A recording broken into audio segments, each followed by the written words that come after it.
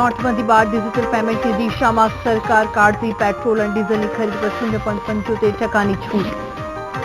Toll plaza પર payment કરવાથી મળશે 10% છૂટ. ઓનલાઈન ઇન્સ્યોરન્સમાં પણ 8 થી 10% રાહત. નોટબંધીને 1 મહિનો પૂર્ણ, હજુ પણ હાલાકી યથાવત. બેંકોની એટીએમમાં કેશનો કકળાટ. પાસના સભ્યો અનામત અપાઈ હોવાના આપ્યા દસ્તાવેજ, સરકાર કરશે અભ્યાસ. આગામી સમયમાં મળશે બેઠક. ચોટીલા ડુંગરને બોમ્બથી ઉડાવી દેવાની મળી ધમકી. મંદિરના મહંતને મળ્યો પત્ર. પત્રમાં આતંકી સંગઠન ISISનો ઉલ્લેખ. અને રાજકોટમાં સીબીએસઈ માન્યતા ન હોવા છતાં વિદ્યાર્થીઓ વાલીઓ પાસે તગડી ફી વસૂલાતા 4 શાળાના સંચાલકોની ધરપકડ. સીબીએસઈના નિયમો મુકાયા નેવે. નમસ્કાર, સૌરાષ્ટ્ર ન્યૂઝ સાથે હું છું ભૂમિ. સમાચારની શરૂઆત કરીશું. દેશમાં ₹500 અને 1000ની નોટો ગેરમાન્ય કરવા મોદી સરકારના નિર્ણયને આજે 1 મહિનો પૂર્ણ થઈ ગયો છે. ત્યારે આજે પણ આમ જનતા માટે પરિસ્થિતિમાં ખાસ ફેર પડ્યો નથી. રાજ્યના 80% એટીએમ હજી પણ ખાલીખમ છે, તો બેંકો બહારની કતારો હજુ પણ યથાવત છે. દેશભરમાં નોટબંધીના કારણે અત્યાર સુધીમાં 80 થી વધુ લોકોના મોત થઈ ચૂક્યા છે, તો કેટલીક બેંકો અંદર ખાને જ નવી નોટોનો વહીવટ કરી રહી છે. તેથી સામાન્ય જનતાને નવું ચલણ મેળવવામાં મુશ્કેલી પડી રહી છે.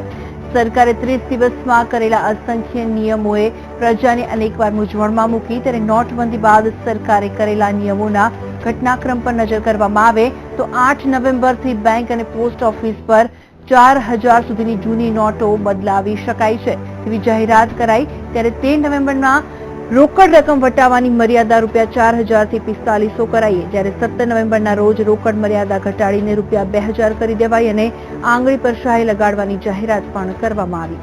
ત્યારે 24 નવેમ્બરે જૂની નોટો બેંક અને પોસ્ટ ઓફિસ પર નહીં બદલી શકાય, માત્ર વિદેશીઓ એક્સચેન્જ કરાવી શકે તેવી જાહેરાત કરાઈ. જ્યારે આજે 8 ડિસેમ્બરે થયેલી જાહેરાત પ્રમાણે ₹500ની નોટો બસ, રેલવે અને મેટ્રો જેવી જાહેર સેવામાં માત્ર 10 ડિસેમ્બર સુધી જ સ્વીકારવામાં આવશે.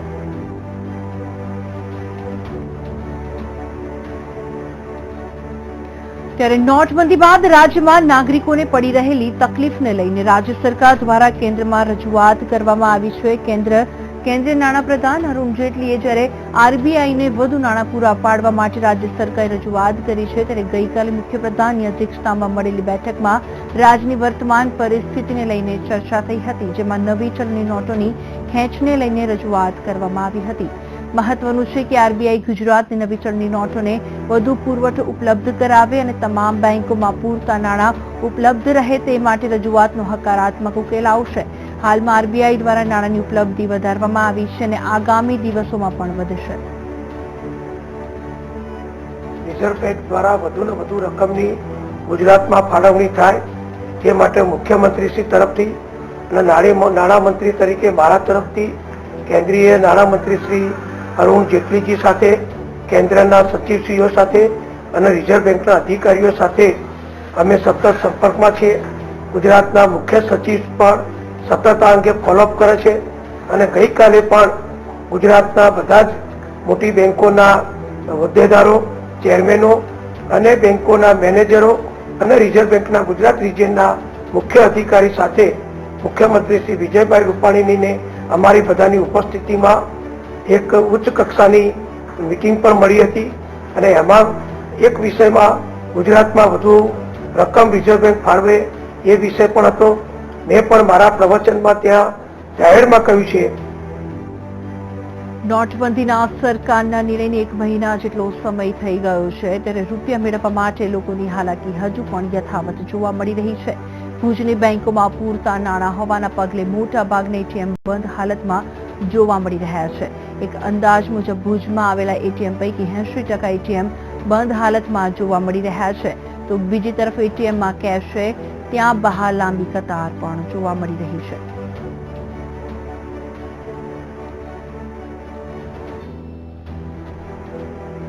જ્યારે નોટબંધીને 30 દિવસ પૂર્ણ થઈ ગયા છે, ત્યારે નોટબંધીને લઈને શંકરસિંહ વાઘેલાની માંગ કરી છે કે શનિવાર અને રવિવારે પણ બેંક ખુલ્લી રાખવામાં આવે અને બેંકમાં નવા એકાઉન્ટ ખોલવામાં આવે. સરકારને વિનંતી કરું છું કે જ્યારે પગારનો સમય થઈ ગયો છે 1 થી 10 તારીખ સુધીમાં લગભગ 30% જેટલા સ્ટાફનો યા કર્મચારીનો પગાર થયો છે 70%. બાકી છે એવા ઠેકાણે શનિ રવિમાં બેંકો ચાલુ રાખે. નવા ખાતા ખોલવા હોય તો લોકોને પ્રાથમિકતા આપે. સરકાર કહે છે નવું ખાતું ખોલાવો, નવું ખાતું બેંકો ખોલતી નથી. સરકાર પોતાના રૂપિયા ઉપાડવા જઈએ બેંકો પાસે તો પણ બેંક પૂરો પગાર કે પૂરો ચેક સ્વીકારતી નથી. એવા ઠેકાણે લાંબી લાઈનો ઓછી થાય એના માટે શનિ રવિના 2 દિવસો બેંકો ચાલુ રાખે ને હમણાં જ્યાં સુધી એ લાઈનો ઓછી ન થાય ત્યાં સુધી કર્મચારીઓને વધારે પગાર આપે, ઓવરટાઈમ આપે, એમને દુઃખી ન કરે. પણ પ્રજા જે દુઃખી થાય છે એને સવલત કરવા માટે બેંકોની સુવિધા ચાલુ રહેવી જોઈએ. નોટબંધીને 1 મહિનો પૂરો થઈ ગયો છે. બોટાદ જિલ્લાની તમામ બેંકો પર રૂપિયા જમા કરાવવા તેમજ ઉપાડવા માટે લોકોની વહેલી સવારથી લાઈનો લાગે છે. શહેર જિલ્લાના મોટા ભાગના એટીએમમાં પૈસા ન હોવાથી બંધ છે. બેંકો ફક્ત 4000 રૂપિયા જ આપતા હોવાના કારણે સામાન્ય અને મધ્ય વર્ગના લોકો તેમજ ખેડૂતો મુશ્કેલીમાં મુકાઈ ગયા છે.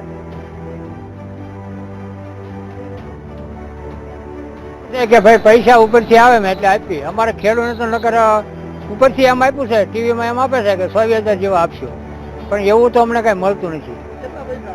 અત્યારે કાલે આવ્યો હતો ને તે 4000 આપ્યા હતા. હવે કે પાછા ફરીવાર લાઈનમાં આવજો, થોડુંક આપણે રાહત કરી દે તો સારું કહેવાય. અમારે અત્યારે શું છે કે ખેડૂતને કોઈ દાળિયા સૂકવા કોઈ કાંઈ છે મજૂરી આપવાની હોય એટલે પૈસાની ફૂલ જરૂર છે.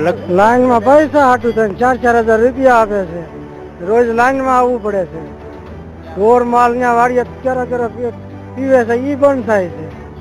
4 વાગ્યાના આવી 12 વાગ્યા છૂટા થઈ જાય છે. 4-4000 રોજ ધક્કા ખાવાના અમારે. નોટબંધીની પરિસ્થિતિમાં પણ રોકડમાં ફી લેવાનો આગ્રહ રાખતા શાળા સંચાલકો સામે જામનગર જિલ્લા શિક્ષણ વિભાગે લાલ આંખ કરી છે. આ પૂર્વે એનએસયુઆઈ સહિતના વિદ્યાર્થી સંગઠનોએ આ મુદ્દે શિક્ષણ વિભાગમાં ફરિયાદ કરી હતી, જે બાદ જિલ્લા શિક્ષણ અધિકારીએ તમામ શાળાઓને પરિપત્ર જાહેર કરી માત્ર રોકડ જ નહીં પરંતુ ચેકથી ફી સ્વીકારવાનું ફરમાન કર્યું છે.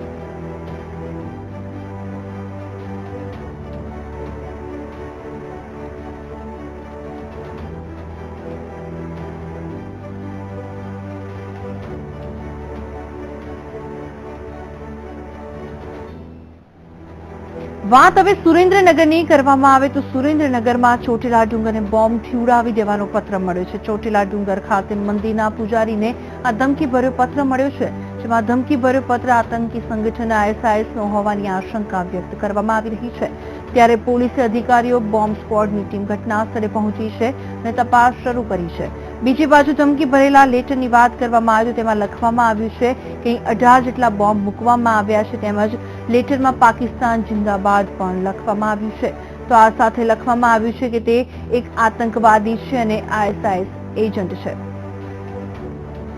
ચોટીલા બોમ્બ મૂક્યાની જે ધમકીભર્યો પત્ર હતો એને લઈને તાત્કાલિક એની ગંભીરતા સમજી ગુનો રજીસ્ટર કરી Surendranagar SOG team, DBS team, dog squad, FSL તમામ માણસો તાત્કાલિક બોલાવી અને લોકલ પોલીસના સ્ટાફ સાથે નાયબ કલેક્ટર સાહેબ શ્રી ચોટીલાઓની ટીમ સાથે તાત્કાલિક ડુંગર ઉપર આ બોમ્બ મૂક્યાની જે હકીકત મળેલ પત્રમાં એની તપાસ શરૂ છે અત્યારે અને હજી તપાસની કામગીરી ચાલુ છે.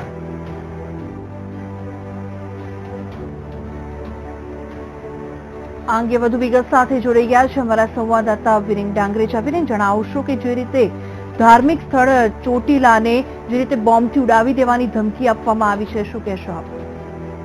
જી સંજયભાઈ, ચોટીલા સુરેન્દ્રનગર જિલ્લાનું પવિત્ર ગામ માનવામાં આવે છે. ત્યાં મોટી સંખ્યામાં ભક્તો ઉમટી પડતા હોય છે. ત્યારે આજે બપોરના અરસામાં ચોટીલા મંદિરને એક પત્ર મળ્યો હતો. પત્રમાં ચોટીલા મંદિરને બોમ્બથી ઉડાડી દેવાની ધમકી આપવામાં આવી હતી, જેના પગલે SOG, LCD સહિત ડોગ સ્ક્વોડની મદદથી તપાસ હાથ ધરવામાં આવી હતી. જો કે 3 થી 4 કલાકની તપાસ બાદ પોલીસને થતું શંકાસ્પદ મળ્યું હતું અને રાહત શ્વાસ લીધો હતો. આ મામલે ભક્તો સહિત પૂજારીમાં પણ દોડધામ મચી જવા પામી હતી. જી સંજયભાઈ. આભાર વિરેન, માહિતી આપવા માટે. સુરેન્દ્રનગર જિલ્લાના નવરંગપુરા ગામે રહેતી દલિત યુવતી પર થયેલા દુષ્કર્મ મામલે પોલીસે આરોપી બંટી પટેલને ઝડપી પાડી આજે ધાંગધ્રા કોર્ટમાં રજૂ કર્યો હતો. ઉલ્લેખનીય છે કે 19 વર્ષીય દલિત યુવતી પર થયેલા દુષ્કર્મ મામલે ભોગ બનનાર યુવતીએ પાટડી પોલીસ મથકે ફરિયાદ નોંધાવી હતી, જે સંદર્ભે પોલીસે આરોપી બંટી પટેલની ધરપકડ કર્યા બાદ કાયદેસરની કાર્યવાહી હાથ ધરી હતી. જોકે ભોગ બનનાર યુવતીના પરિવારજનોએ આક્ષેપ કર્યો હતો કે આરોપીના પિતા રાજકીય પીઠબળ ધરાવતા હોવાથી પોલીસ વિભાગ સમગ્ર કાર્યવાહીમાં ઢીલી નીતિ રાખી રહ્યા છે. છોકરાએ પ્રેમ જાળમાં આવી રીતે ફસાવી મને કે તારી જોડે મેરેજ કરીશ, આખી જિંદગી રહીશ, એ રીતે ફગાડી અને સુરત લઈ ગયો. આવી રીતે મને મારી જોડે આવું બધું કર્યું. પોલીસ સ્ટેશનમાં અમને પકડ્યા અને પછી જ્યાં એના મા બાપ આવ્યા તો એને ચોખ્ખી ના પાડી કે મારે એની જોડે નહીં રહેવું. બેગામનો પટેલ બિટ્ટુભાઈ જયંતિભાઈ નો છોકરો અને પછી રાત્રે બીજા દિવસે એના દિલીપ મફા અને મુકેશભાઈ એ બધા આવ્યા અને સમજાયા. છોકરો એવું કહેતો હતો કે હું મરી જઈશ પણ હું ઘરે નહીં આવું, મારે આ છોકરી જોઈએ. અને સીબીએસઈની માન્યતા ન હોવા છતાં વિદ્યાર્થીઓને વાલીઓ પાસેથી તગડી ફી વસૂલતી રાજકોટની 4 સ્કૂલોના સંચાલકોની પોલીસે ધરપકડ કરી છે. જેમાં શહેરની પ્રતિષ્ઠિત KG Dholakiya school, Modi school, saint Mary અને ગોલ્ડન એપલ સ્કૂલના સંચાલકોની પોલીસ દ્વારા ધરપકડ કરવામાં આવી છે.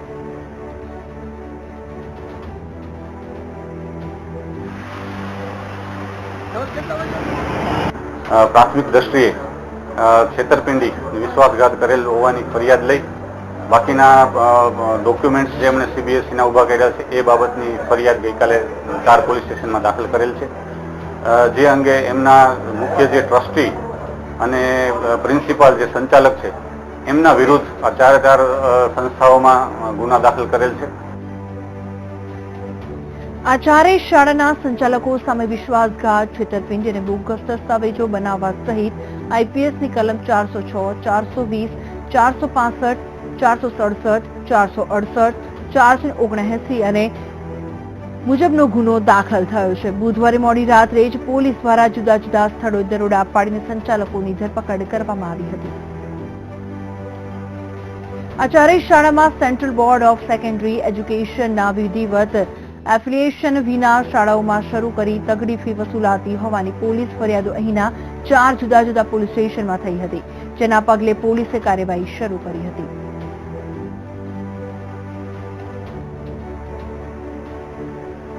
રાજ્ય સરકાર દ્વારા 5 શહેરો અમદાવાદ, વડોદરા, સુરત, રાજકોટ અને જામનગરમાં શહેરી જમીન ટોચ મર્યાદા કાયદા હેઠળ વધારાની જમીન ફાજલ જાહેર કરવામાં આવી છે, જે અંતર્ગત 70,000 જેટલા પરિવારોને રહેણાંકનો લાભ મળશે.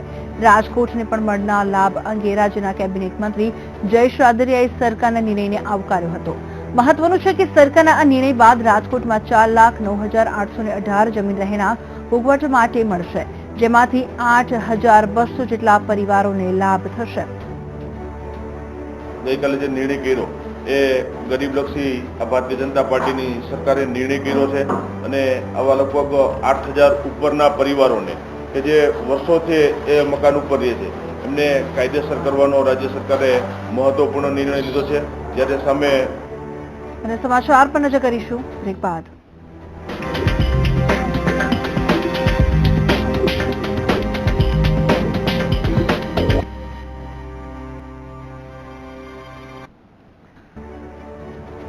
બ્રેક બાદ આગળ વાત કરીએ જૂનાગઢની. તો જૂનાગઢમાં નરસિંહ મહેતા યુનિવર્સિટી માટે ફાળવવામાં આવેલા જમીન ઉપર યુનિવર્સિટી બનાવવામાં આવે તો સી કોરિડોર તૂટવાની શક્યતા અને પર્યાવરણને થનારા નુકસાનના કારણે જમીન ઉપર યુનિવર્સિટી ન બનાવવામાં આવે તેવી માંગણી ઉઠી છે.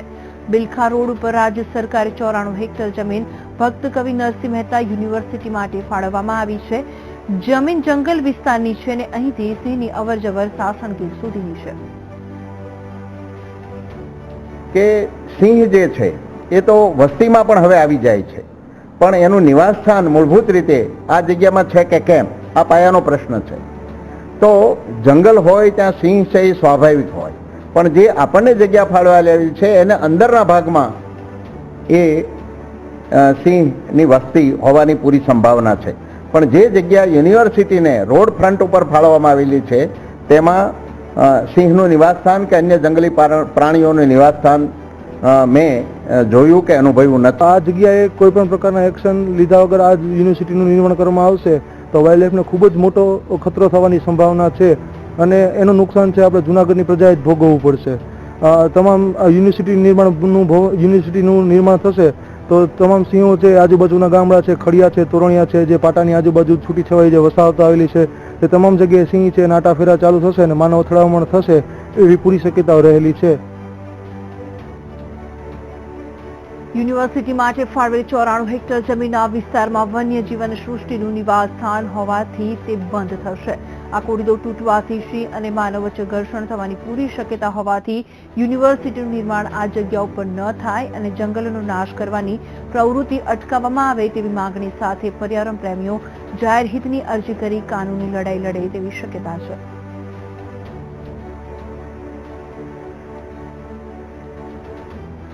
સૌરાષ્ટ્રના ડોન બલિડાંગરના સાગરીત જયપાલસિંહ જાડેજાને પણ પોલીસે હવે સળિયા પાછળ ધકેલી દીધો છે.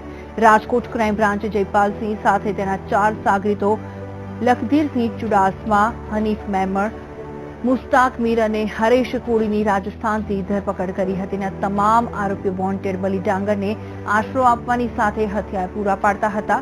સૌરાષ્ટ્ર પંથકમાં 1.5 વર્ષથી ખંડણી, હત્યાનો પ્રયાસ સહિતના અનેક ગુનાઓમાં ફરાર જયપાલસિંહ ગેંગને પકડવા પોલીસે વિવિધ ટીમો બનાવી ગુજરાત અને રાજસ્થાન બોર્ડરના વિસ્તારોમાં સર્ચ ઓપરેશન હાથ ધર્યું હતું. બલિડાંગર અને એની ગેંગ કે જેને સંપૂર્ણપણે આર્થિક રીતે મદદ કરવા, એ લોકોને હથિયાર પહોંચાડવા, તે લોકોને આવા કોઈ પણ ગુનાહિત કૃત્ય કર્યા પછી છુપાવવા અથવા તો સંતાવવા માટે ની પૂરતી વ્યવસ્થા કરી આપી, હાર્બરિંગ જેને કહીએ. પાટીદાર અનામત આંદોલન સંદર્ભે પાસ અને રાજ્ય સરકાર વચ્ચે આગામી સપ્તાહમાં વધુ એક બેઠક કરવાનો નિર્ણય લેવામાં આવ્યો છે. પાસના 10 કન્વીનરો દ્વારા આજે રાજ્ય સરકારના નાયબ મુખ્યમંત્રી નીતિન પટેલને અન્ય રાજ્યોમાં અનામત આપવામાં આવી હોય તેવા પુરાવાઓ આપવામાં આવ્યા છે. પાસના કન્વીનરો દ્વારા આજે 3 કલાકથી વધુ સમય માટે નાયબ મુખ્યમંત્રી નીતિન પટેલ સાથે બંધ બારણે બેઠક યોજવામાં આવી હતી. જેમાં બંને પક્ષોએ પાસની મુખ્ય 4 માંગણીઓ સંદર્ભે રજૂઆત કરી હતી. ખાસ કરીને ઓબીસીમાં પાટીદારોનો સમાવેશ અંગે પાસ દ્વારા ભાર મૂકવામાં આવ્યો હતો અને મહારાષ્ટ્ર, રાજસ્થાન, તામિલનાડુ સહિતના રાજ્યોમાં 49% કરતા વધુ અનામત આપવામાં આવી હોવાનો દાવો પાસ દ્વારા સરકાર સામે કરવામાં આવ્યો છે. એ પ્રમાણે ડોક્યુમેન્ટ માંગ્યા હતા કે બીજા રાજ્યોમાં કઈ રીતે અનામત પ્રથા ચાલે છે, પાટીદાર સમાજને કઈ રીતે સરકાર અનામત આપી શકે છે, એના અનુસંધાનમાં સરકારને દસ્તાવેજી પુરાવાઓ આપ્યા છે. અને નીતિનભાઈએ એવું કીધું છે, આજે અનફોર્ચ્યુનેટલી એમની આખી કમિટી નથી, નીતિનભાઈ એકલા જ હતા, અને નીતિનભાઈ એવું કીધું છે કે આ દસ્તાવેજી પુરાવાનો અમે અભ્યાસ કરી અને આવતા અઠવાડિયે કમિટી સાથે, એમની પણ પૂરી કમિટી હશે અને અમારી પણ પૂરી કમિટી, અને તમામ ટોપિક પર 1 to 1 ચર્ચા કરી અને નિરાકરણ લાવવાનો પ્રયત્ન કરીશું. આ નીતિનભાઈની વાત છે. વાત રાજકોટની કરવામાં આવે તો રાજકોટમાં ગાંધીગ્રામ પોલીસે લૂંટ ચલાવનાર 2 આરોપીઓની ધરપકડ કરી છે. વિતરાંગ સોસાયટીમાં 6 ડિસેમ્બરના રોજ અમિત વાળાએ બાઇક પર આવેલા 2 શખ્સો આંતરીને લૂંટ ચલાવી હતી. જેમાં પોલીસે તપાસ હાથ ધરતા શક્તિ ઉર્ફે લાલ અને વિવેક ઉર્ફે વિકીની ધરપકડ કરવામાં આવી છે. બંને જે ગુનાહિત ઇતિહાસ ધરાવનારા બંને આરોપીઓને આજે ગાંધીગ્રામ પોલીસ સ્ટેશનમાં અટક કરી અને વધુ પુરાવા અને વધુ મુદ્દામાલ એમની પાસેથી એક ચેઇન અને 2 મોબાઈલ મળેલ છે. આ ઉપરાંત મોટરસાયકલ જે ગુનામાં વપરાયેલું છે એ વધારે કોઈ શહેરમાં ચોરી લૂંટફાટના ગુના કરેલ છે કે કેમ, અને એ અંગે તપાસ અને રિમાન્ડની તજવીજ ચાલુ કરેલ છે. કચ્છના ગાંધીધામ ભચાઉ હાઈવે પર ટ્રક ચાલકો પર હુમલો કરી લૂંટ કરતી ટોળકીને પોલીસે ઝડપી પાડી છે. અને આ ટોળકીએ તાજેતરમાં ભચાઉના નાની શિરાઈ પાસે ટ્રક પર પથ્થરમારો કરી અને ટ્રક ચાલકને છરીના ઘા ઝીકી 21,000 રોકડ અને 2 મોબાઈલ સહિત 25,000ની લૂંટ કરી હતી. હાલ તો પોલીસે આરોપીઓની ધરપકડ કરીને આગળની કાર્યવાહી શરૂ કરી છે.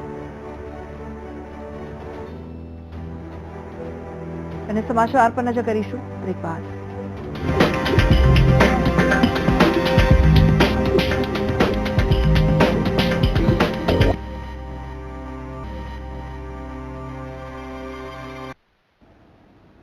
બ્રેક બાદ આગળ વાત કરીએ મોરબીની તો મોરબીના એસ્ટ્રોન પેપર મિલમાં આગ લાગી છે. પેપર મિલમાં આગ લાગતા ફાયર વિભાગને તાત્કાલિક જાણ કરવામાં આવી હતી. તેથી ફાયર વિભાગની ટીમ તાત્કાલિક ઘટના સ્થળે પહોંચી ગઈ હતી અને આગને કાબૂમાં લેવાનો પ્રયાસ શરૂ કર્યો હતો. ત્યારે આખરે આગ પર કાબૂ મેળવી લેવામાં આવ્યો છે.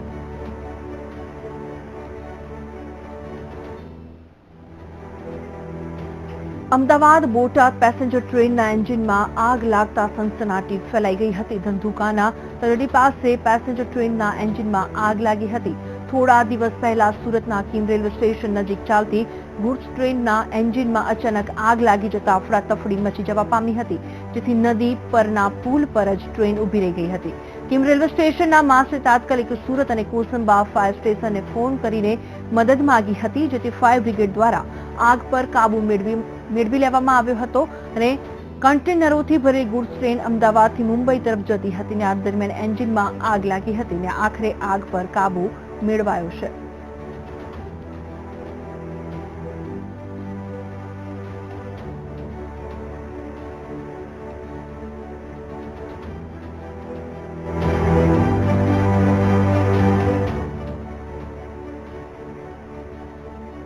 વિશ્વમાં પર્યાવરણ પ્રત્યે જાગૃતિ ફેલાવવાના હેતુથી દેશમાં પગપાળા ભ્રમણ કરી રહેલા desert and adventure sports longest tour ગ્રુપના 20 પૈકીના 3 સભ્યો કચ્છના મહેમાન બન્યા હતા. અહીં તેમણે કચ્છ યુનિવર્સિટીની મુલાકાત લીધી હતી અને વિદ્યાર્થીઓ સાથે ગ્લોબલ વોર્મિંગ સામે પર્યાવરણ જાળવણી અંગે ચર્ચા વિચારણા કરી હતી. અભિયાન અંતર્ગત યુવકોએ 3.20 લાખ કિલોમીટરની પદયાત્રા કરી 6.50 લાખ વૃક્ષોનું વાવેતર કર્યું છે. આ કેમ્પેઇન અંતર્ગત 11 દેશોમાં પદયાત્રા કરવામાં આવી છે, જેને ગિનીસ બુક ઓફ વર્લ્ડ રેકોર્ડમાં પણ સ્થાન મળ્યું છે.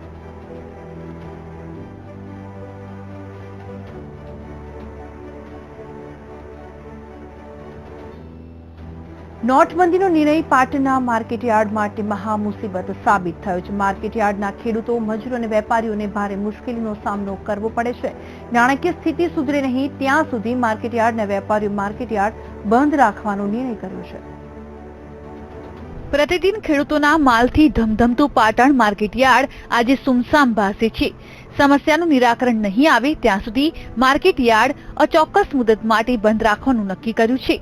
માર્કેટયાર્ડને નોટબંધીનું ગ્રહણ લાગ્યું હોય તેમ લાગી રહ્યું છે. વેપારીઓ પાસે ખેડૂતો તેમજ મજૂરોને ચૂકવવા રોકડ પણ નથી. તેનાથી વેપારીઓની મુશ્કેલીમાં વધારો થયો છે. અને તો જ ધંધા રોજગાર ચાલુ રહી શકે. માલોને અત્યારે અહીંયા અમારે ત્યાં કપાસથી લગભગ રોજની એવરીડે 80 ગાડીની આવક છે અને 80 ગાડીની આવકની સામે અહીંયા અમને બેંકો આખા ફક્ત 2,000 રૂપિયા જ આપે છે. 2,000 રૂપિયા અમે લોકો મજૂરીના પણ આપી નથી શકતા, તો અમારે ધંધા રોજગાર કેવી રીતે ચલાવવા? માટે અમે લોકોએ અચોક્કસ મુદત સુધી ગંજ બજાર બંધ રાખવાનું નક્કી કરેલ છે વેપારી એસોસિએશને. મજૂરો પાસે કોઈ જ પ્રકારનું બેંક એકાઉન્ટ નથી. રોજનું કમાઈને રોજનું ખાતા મજૂરોની હાલત કફોડી બનવા પામી છે.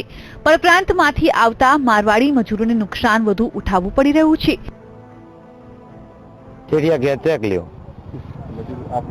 મજૂરો પાસે અત્યારે હાલે કોઈ વાવતર નથી, કોઈ પેલું આપણે ખાતાવાળા કાગળિયા નથી. કાગળિયા હોય તો ખાતા કરાવો કે તમે, એટલે ધીરે ધીરે અઠવાડિયામાં ખાતા થાય.